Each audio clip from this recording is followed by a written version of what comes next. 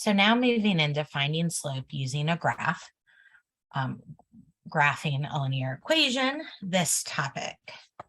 So I already mentioned slope is rise over run.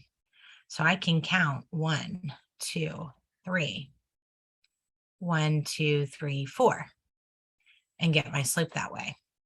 But I can also use the slope formula if I have 2 points. And it says you take any 2 points. So I'm going to take the 0, 3 and the negative 4, 0. I'm going to make the 0, 3, x1, y1. I'm going to make the negative 4, 0, x2, y2. It doesn't matter which one you pick, just keep it consistent. And I'm going to do this slope formula. So your slope formula is the difference in y's over the difference in x's, because the rise, if you think about it, is the difference in y's. The run is the difference in x's. So it would make sense that putting those together as rise over run would work with that equation. So you want to make sure that you have this. It's one of the 5 that you need to go ahead and memorize for this unit. So if I take my 0, 3 and my negative 4, 0, and I plug them into that slope equation, it would be 0 minus the 3, negative 4 minus the 0. Negative 3 over 4 equals 3/4. So m is 3/4.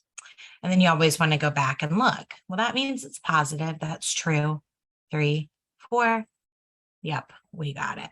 So you can either read it off the graph, or if you have the 2 points, you can find it that way. So now you would want to find the slope of this graph.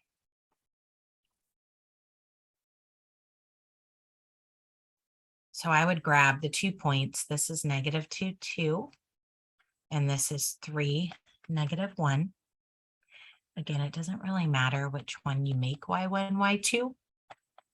So I'm going to make this one x1, y1, x2, y2. I'm going to do it that way.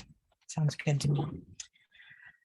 So then I'm going to do my slope formula. When I do the slope formula, especially if I start to see some negatives in there, I like to pre-write it with the negatives so I don't miss them. So it would be y2 minus y1, x2 minus x1, and now that signals to me that I need to go ahead and make that a positive. So it would be negative 3 over 5, and let's check. 1, 2, 3, 1, 2, 3, 4, 5. We are good with our answer choice. Yay! So that's always good. Then there are several practice problems for the next several pages. So that's it for the lecture portion. The rest are going to be going over these practice problems. So I would advise stopping and trying these.